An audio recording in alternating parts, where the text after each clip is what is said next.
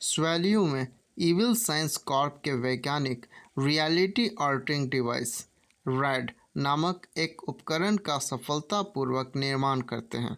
इसे एक सुरक्षित तिजोरी में ले जाने के दौरान गार्ड एक किड डेंजर खिलौना को नोटिस करने में विफल रहते हैं, जिसे रणनीति रूप से पास की खिड़की में रखा गया है। रैड को सुरक्षित करने के कुछ ही क्षणों में किड डेंजर के रूप में प्रच्छन्न एक घुसपैठिया मिसी मार्टिन, जो किड डेंजर की एक समर्पित प्रशंसक है, उपकरण चुरा लेती है। कई गार्डों द्वारा पीछा किए जाने पर मिसी कुशलतापूर्वक उन्हें चकमा देती है और अक्षम कर देती है। रैड के साथ भाग निकलती है। सुपर हीरो की यादगार चीज़ों से सजे अपने घर पर वापस आकर वो किड डेंजर को वापस जीवित करने के लिए रैड का उपयोग करने की तैयारी करती है।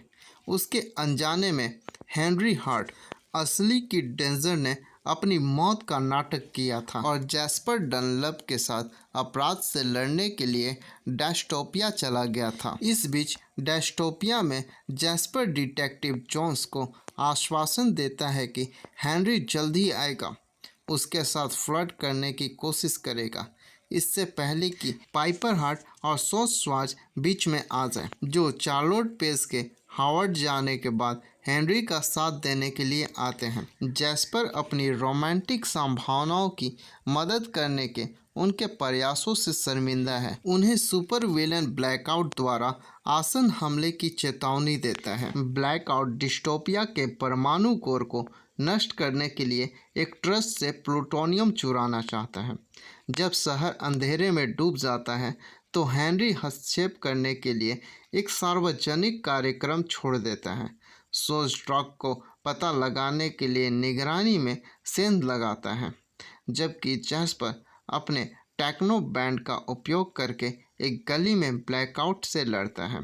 हेनरी लड़ाई में शामिल होता है, ब्लैकआउट के हमलों का मुकाबला करता है और अंततः उसे एक सार्वजनिक प्रदर्शन में हरा देता है, जिससे उसके प्रशंसक बहुत खुश होते हैं। हालांकि मान्यता और प्रसिद्धि को लेकर जैस्पर के साथ विवाद एक गर्म बहस की ओर ले जाता है, जिससे उनकी दोस्ती खत्म हो जाती है। अपनी बिल्डिंग में वापस आकर हेनरी को पता चलता है कि ब्लैकआउट ने गुस्से में उसके पोस्टरों को खराब कर दिया है। इसके साथ ही मिसी रैड को सक्रिय करती है, जिससे उसका fan fiction the adventures of Kid Danger and superfan जीवंत हो जाता है। वह हेनरी को अपने कमरे में ले जाती है, जहां वह खुद को एक उन्नत किड डेंजर सूट पहने हुए पाता है। अभिभूत हेनरी मिसी के इरादों पर सवाल उठाता है। वह न्यू टाउन में बढ़ते अपराध से लड़ने के लिए उसे वापस लाने की अपनी इच्छा को कबूल करती है, जो एक दर्दनाक लूट की घटना से प्रेरित है। हालांकि हेनरी स्वीकार करता है कि उसने डेस्टोपिया में नए सिरे से शुरुआत करने के लिए अपनी मौत का नाटक किया था, जिससे मिसी हैरान और रोमांचित दोनों हो गई।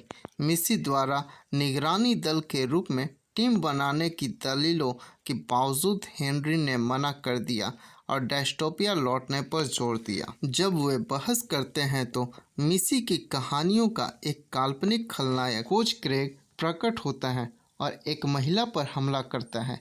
हेनरी अनिच्छा से हस्तक्षेप करता है, लेकिन उससे यह एहसास होने पर कि मिसी के फैन फिक्शन ने उसकी क्षमताओं को बदल दिया है, वह पराजित हो जाता है। मिसी उसे रैड का उपयोग करके बचाती है, लेकिन उनकी परेशानी तब बढ़ जाती है जब मिसी एक और रचना वैम्पियर डिवाइस प्राप्त करने के इरादे से आती है। एक संकीर्ण भागने से हेनरी और मिसी एक और वास्तविकता में पहुंच जाते हैं। इस बार एक 80 के दशक की थीम वाला नाइट क्लब, जहां उनका सामना फ्रैंकनी पाइपर और जैस्पर, जो कैप्टन स्टैच के रूप में काम करता है, के वैकल्पिक संस्करणों से होता है। हेनरी को पता चलता है कि रेड ने उन्हें कहानी मोड में बंद कर दिया है, जिससे उन्हें भागने के लिए मिसी की फैन फिक्शन वास्तविकताओं के माध्यम से यात्रा करने के लिए मजबूर होना पड़ता है। एक सर्वनाशकारी सेटिंग में हेनरी और मिसी का सामना एक उत्तरजीवी जैस्पर वेरिएंट से होता है जो उन्हें कनाडाई माउंटियों से बचाने में मदद करता है। साथ में वे हमलावरों को हराने के लिए चतुर रणनीति का उपयोग करते हैं जिससे हेनरी की जैस्पर के साथ अपनी वास्तविक दुनिया की दोस्ती के लिए प्रशंसा और गहरी हो जाती है। समूह तब पोस्ट एपोकैलिप्टिक सोच की मदद लेता है जो बताता है कि उन्हें अपनी मूल वास्तविकता को बहाल करने के लिए वैम्पियर के कब्जे में अब क्रिस्टल की आवश्यकता है। हालांकि शुरू में अराजकता के लिए खुद को दोषी मानते हुए मिस्सी को हेनरी के समर्थन में प्रोत्साहन मिलता है जिससे उसे लड़ाई जारी रखने के लिए प्रेरित किया जाता है। दृढ़ संकल्प के साथ टीम न्यूटाउन में वैम्पियर का सामना करने के लिए तैयार हो जाती है। न्यूटाउन में वापस वैम्पियर ने मिस्सी की बहन जेमा को बंधक बना लिया है। कोच क्रेग की सीटी की वजह से टीम के अक्षम होने सहित कई बाधाओं के बावजूद हेनरी और मिस्सी ने एक साहसी बचाव अभियान शुरू किया। घर के अंदर हेनरी वैम्पियर से लड़ता है जबकि मिस्सी क्रिस्टल को सुरक्षित करने के लिए खुद को बहादुरी से बलिदान कर देती है। हेनरी से उनके मिशन को पूरा करने का आग्रह करती है। हालांकि वैम्पियर फ्रैंकिनी जैसे सुदृढ़ीकरण को बुलाता है। हेनरी क्रिस्टल को पोस्ट एपोकैलिप्टिक सोच तक पहुंचाने में कामयाब हो जाता है जो वास्तविकता को बहाल करने की तैयारी करता है। अंतिम टकराव में हेनरी जैस्पर और सोज वैम्पियर और उसके गुर्गों से लड़ते हैं। भारी बाधाओं के बावजूद पोस्ट एपोकैलिप्टिक सोच सफलतापूर्वक क्रिस्टल को रेड में डालता है, अराजकता को उलट देता है और व्यवस्था को बहाल करता है। मिस्सी और हेनरी में सुलह हो जाती है।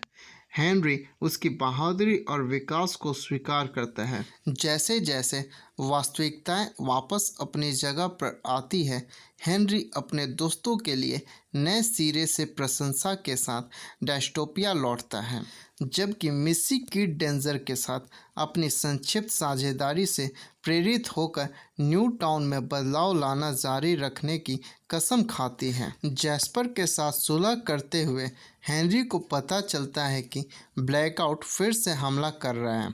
वह और जैस्पर ब्लैकआउट को हराने में कामयाब हो जाते हैं क्योंकि वह जैस्पर को ब्लैकआउट की हार का श्रेय लेने देता है क्योंकि उसे डिटेक्टिव जोन्स के साथ डेट मिल जाती है। सोज और वाइपर के साथ एक शो में जाने के बाद हेनरी अगले दिन सोज के साथ न्यू टाउन जाता है क्योंकि वे दो बदमाशों को भगाते हैं जो मिस्सी को परेशान कर रहे थे। हेनरी उसे अपनी सहायक बनने के लिए आमंत्रित करता है जिसे वह स्वीकार कर लेती है क्योंकि वे अपने नए मुख्यालय की ओर बढ़ते हैं। कुछ समय बाद हेनरी और मिस्सी एक अपराध स्थल पर पहुंचते हैं जहां वे कैप्टन मैन को कुछ ड्रोन को हराते हुए पाते हैं। वह हेनरी से कहता है कि उसे उसकी मदद की ज़रूरत है। क्रेडिट के दौरान वैकल्पिक फ्रैंकनी को 80 के दशक की थीम वाले नाइट क्लब में प्रदर्शन करते देखा जाता है।